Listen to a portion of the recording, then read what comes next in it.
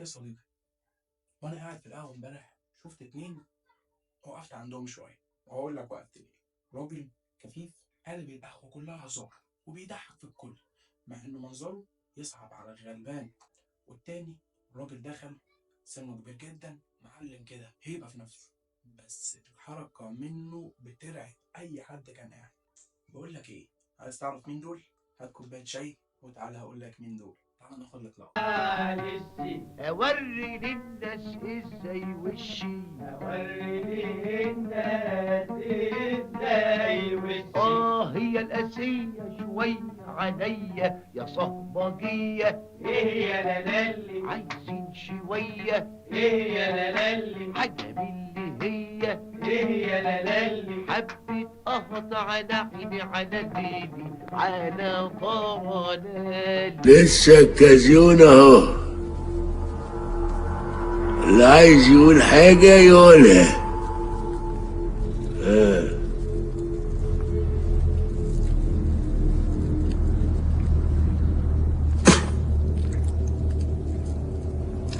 ماشي.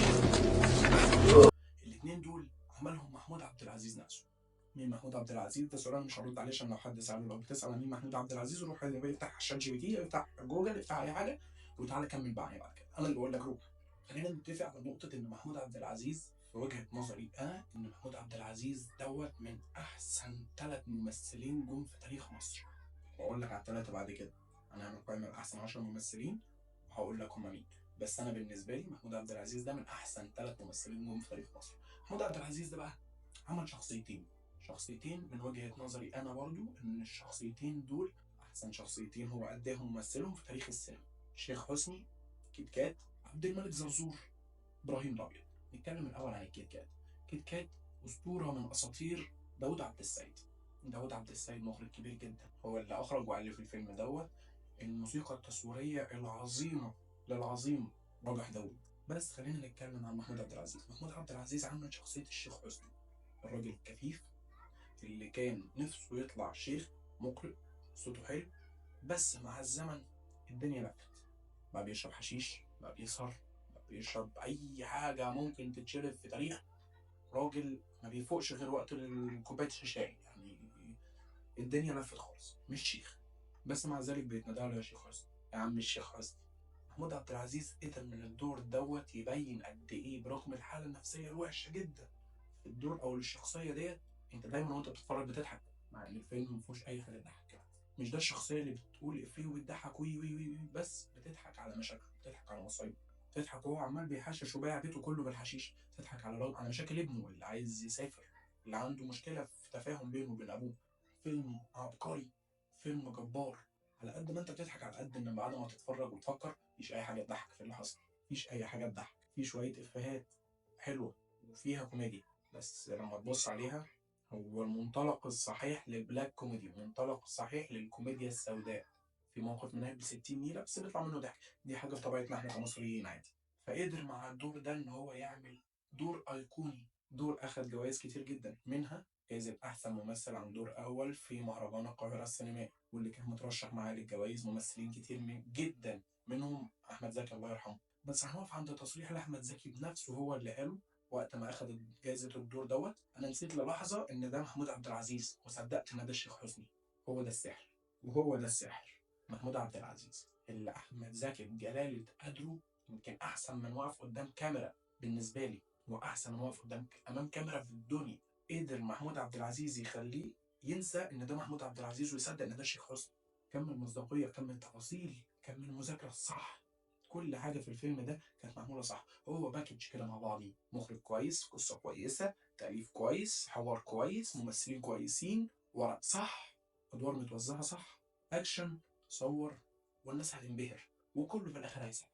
هو ده كيت كات، فيلم مصنف من احسن 100 فيلم في تاريخ السينما المصريه بكل حاجه. مين يقدر ينسى الموسيقى التصويريه بتاعته؟ الموسيقى التصويريه بتاعته هي لو شغاله في مكان انت سمعت بس المزيكا خلاص انت عارف ان ده كيت كات.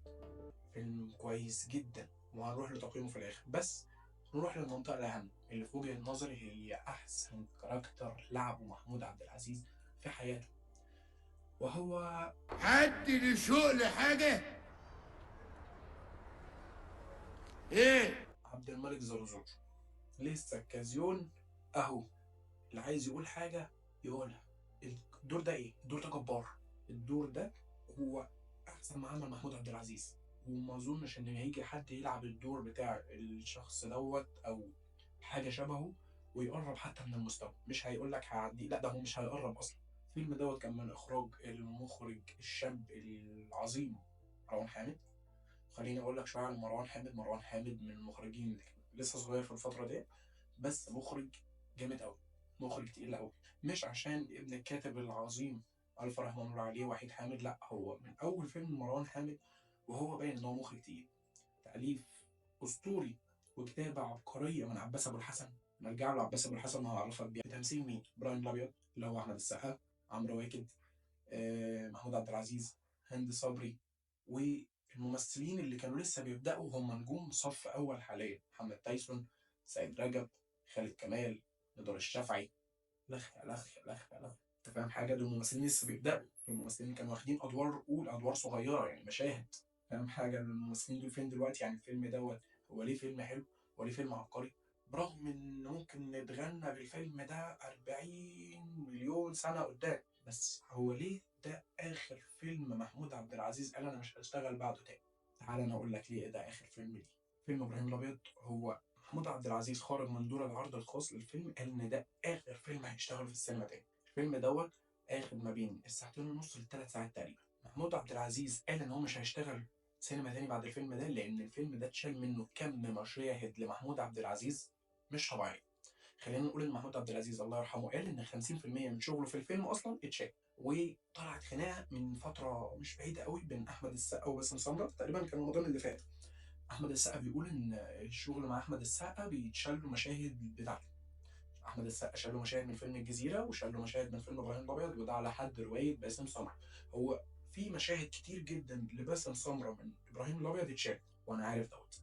وتشال مشاهد جباره، انا متاكد من دوت. بس مش احمد السقا، انا مختلف عن نقطه ان احمد السقا يشيل مشاهد، لان احمد السقا مش هقول ما يعملش كده، والله اعلم، بس ملوش السلطه ان هو يعمل كده. وصل حاجه؟ مش احمد السقا اللي هيخش على في المونتاج على مروان حامد ولا عباس ابو الحسن يقول له شيل لي ده وخلي ده وباسم السمره ومش عارف ايه. طب ما كان اولى محمود عبد العزيز يعني. ده محمود عبد العزيز، مع كامل احترامي لباسم سمره، بس محمود عبد العزيز. الفيلم اتشال منه 50% من مشاهد محمود عبد العزيز على حد روايه محمود عبد العزيز لعماد الدين اديب. كم من المشاهد اللي اتشالت منه مشاهد جباره، بس هيحط مشاهد ده هيروح بيها فين الفيلم من ساعتين ونص لثلاث ساعات؟ ساعتين ونص لثلاث ساعات ده معناها ان انا بموت الفيلم، بضرب الفيلم في مقتل.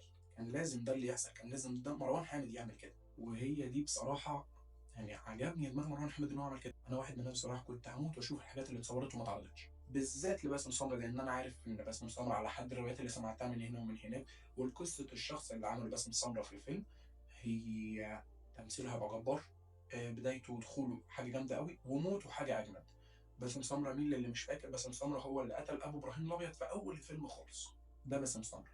خلينا نرجع تاني لمحمود عبد العزيز. محمود عبد العزيز عمل دور ايقوني، ذاكر الكاركتر نفسيا كويس جدا جدا جدا. فخليني اقول لك ان فيلم شبه ده هو فيلم ايقوني بكل ما تحمله الكلمه من معنى. كان المفروض ان كل شخصيه بتنزل من اولادي اللي هو جرحي ومش عارف مين وبتاع، اللي بينزل فريزنج كادر كده، بتتثبت الصوره عليه اول ما ابراهيم الابيض بيخش منطقه الخطر عندي. فده بيمسك جنزير مثلا، فبينزل فريزنج كادر عليه ويقولوا ان ده فلان زرزور الرجل الثاني، الدراع اليمين الدراع اليمين ليا يعني، السن 38 سنه، عنده مسجل خطر، عنده 18 قضيه وسجن وجلب ومخدرات وبتاع.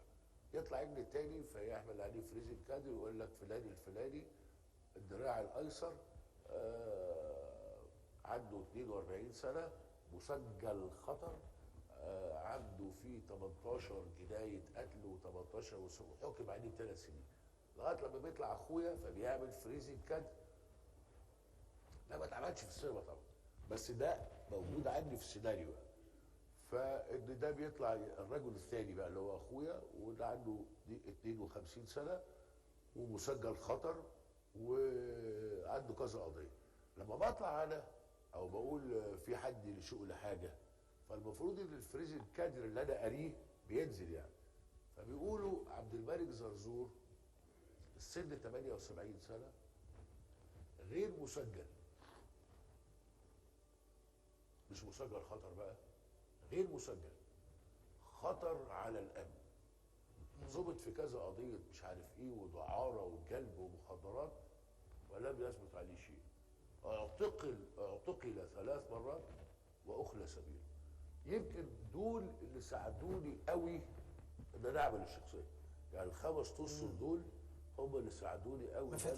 مفاتيح بقى، لان الراجل ده طبعا يعني ده حاجه يعني، وطبعا لانه بيشتغل في مخدرات اكيد يبقى لازم يبقى صوته مبحوح، اكيد السن 78 سنه لا يمكن الشعر هيبقى مع الشقاوه مع القلق مع هيبقى فعملت له انه يبقى اصلع من هنا، اكيد دقنه عشان تديله الهيبه بتاعته، خاتم برضه يتعين يعني، وطلعت شخصيه زي ما انت شفتها. جزء منه كبير عشان يا اما تقنيا يا اما الاداء ما عجبوش، يا اما ما عرفش يطلع من الممثل الاداء، يا اما الممثل ثبت في اداء معين، في مشاكل من النوع ده.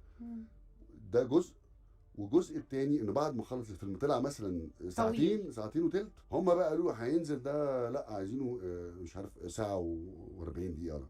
مروان اضطر يشيل 30 دقيقه او 25 دقيقه، مش عارف قد ايه، 40 دقيقه ما اعرفش شالها منين. مروان لم يكن امامه اطلاقا الا يشتغل في حدود، هو عمل افضل حاجه تمكن منها، ما كانش قدامه غير انه يعمل ده، ودي كانت محتاجه جرأه وكانت محتاجه واحد واثق من نفسه. خلينا نروح لاخر جزء وجزء التقييمات للفيلمين دول.